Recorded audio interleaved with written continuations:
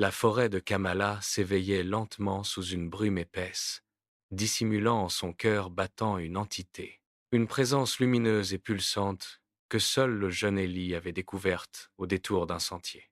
Tandis que les autres enfants du village jouaient bruyamment, Élie s'échappait vers ce sanctuaire de silence. Il passait ses journées à tisser un lien unique avec cette créature étrange et fascinante, cachée. C'était une masse gélatineuse changeant de couleur au gré des mélodies douces que fredonnait le garçon. Le bleu profond devenait un rose tendre, reflétant la sérénité pure de leurs échanges quotidiens secrets. Cependant, le secret fut éventé par sa petite sœur, qui avait observé Élie depuis les fourrés. La nouvelle se propagea comme une traînée de poudre, déclenchant une vague de suspicion parmi les adultes. Le village, craignant l'inconnu, se tourna rapidement vers le vieux Zanou pour trancher sur cette menace.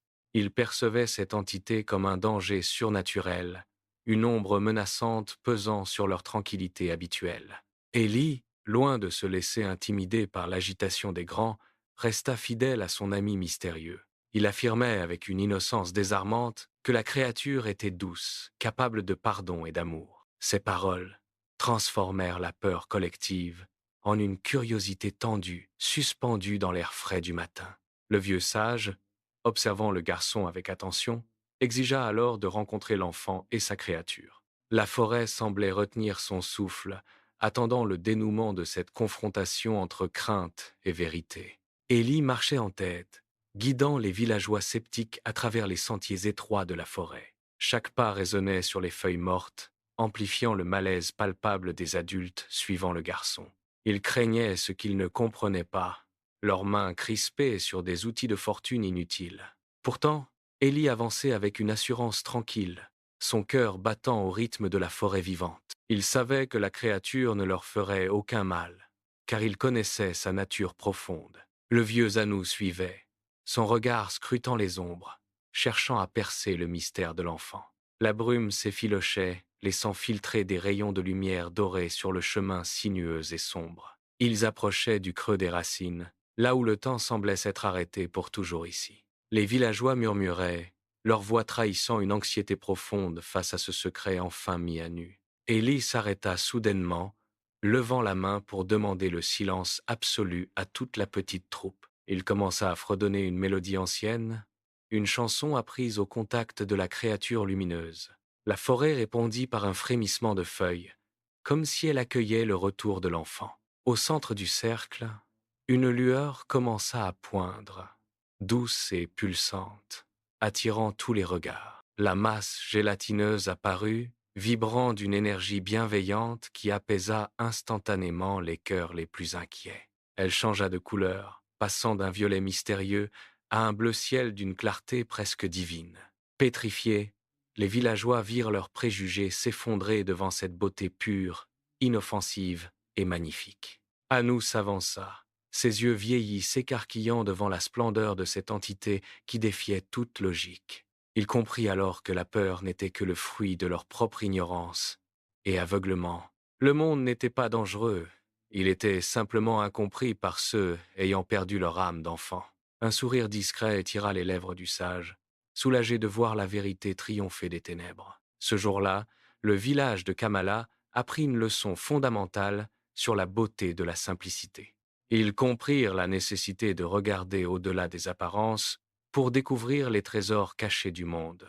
Élie, en gardien de cette sagesse, prouva que la confiance peut effacer les peurs les plus. La créature, sentant l'apaisement, émit une lueur dorée qui enveloppa tout le groupe dans une étreinte. Le mystère effrayant s'était transformé en un trésor partagé par toute une communauté désormais enfin apaisée.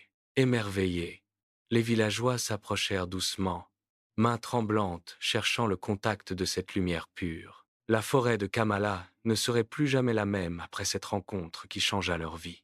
Le secret était devenu une bénédiction, un lien sacré entre le village et les mystères naturels. Élie regardait son ami, sachant que leur amitié resterait le pilier de cette nouvelle harmonie retrouvée. Le vieux Zanou posa une main sur l'épaule du garçon, reconnaissant en lui un guide précieux. La peur avait laissé place à une curiosité bienveillante, un désir profond de protéger ce trésor. Les ombres de la forêt semblaient maintenant protectrices, veillant sur ce secret devenu le cœur battant. Chaque villageois repartit avec une étincelle de cette lumière dans les yeux, un souvenir indélébile gravé. La vie au village reprit son cours, mais avec une douceur nouvelle, empreinte de respect mutuel. On ne craignait plus le murmure du vent ou le bruissement des feuilles dans les arbres. La créature restait là, veillant sur eux, une présence silencieuse et lumineuse au creux des racines. Élie continuait ses visites, mais désormais, il n'était plus seul dans sa quête de merveilleux. Parfois, d'autres enfants l'accompagnaient, apprenant à leur tour le langage secret de la forêt profonde. La sagesse d'Anou s'était transmise, faisant de Kamala un lieu où l'imagination était enfin respectée. La brume mystérieuse ne cachait plus une menace, mais une promesse de découvertes infinies et joyeuses. Le temps passait, mais le lien entre le village et la créature restait fort et indéfectible. La peur s'était évaporée comme la rosée sous le soleil levant, laissant place à une confiance. Et ils avaient appris que le monde est vaste et plein de merveilles pour ceux qui osent. Élie, le petit gardien, souriait en observant la forêt, conscient d'avoir changé le destin des siens. La forêt de Kamala était devenue un havre de paix, un trésor partagé pour l'éternité entière. Sous le regard inquiet des villageois, le cortège s'enfonça lentement dans les bois sombres, avançant prudemment jusqu'au creux des racines anciennes où la créature mystérieuse attendait leur arrivée. Élie marchait en tête, guidant les adultes vers ce sanctuaire caché au cœur de Kamala. Le silence de la forêt était lourd, seulement troublé par le craquement des branches sèches.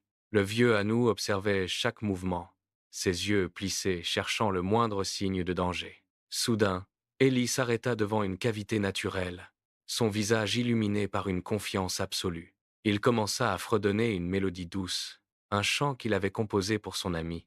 La masse lumineuse, nichée au creux des racines, commença alors à pulser avec une intensité. Elle vira lentement au bleu ciel, une couleur apaisante qui inonda tout le sous-bois alentour. La créature se déploya, révélant sa nature inoffensive et magnifique aux yeux des villageois stupéfaits.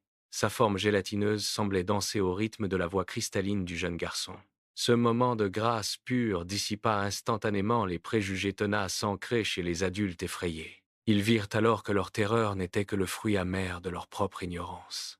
Le vieux Zanou, dissimulant un léger sourire, s'approcha doucement de la créature rayonnante de lumière. Il comprit enfin que le monde n'était pas dangereux, mais simplement incompris par les adultes. Ceux qui avaient perdu leur âme d'enfant ne savaient plus voir la magie du vivant. Ce jour-là, le village de Kamala apprit une leçon fondamentale sur la beauté de simplicité. Ils comprirent la nécessité absolue de regarder au-delà des apparences trompeuses et des peurs irrationnelles. Élie, en véritable gardien de cette sagesse, restait là, caressant doucement la créature désormais apaisée. Il prouva que la peur s'efface toujours, devant la confiance sincère et le cœur pur. Le mystère effrayant s'était transformé en un trésor partagé par toute une communauté enfin réunie. Les villageois, désormais apaisés, contemplaient la créature avec un émerveillement nouveau et une tendresse infinie. La forêt de Kamala ne semblait plus être un lieu de danger,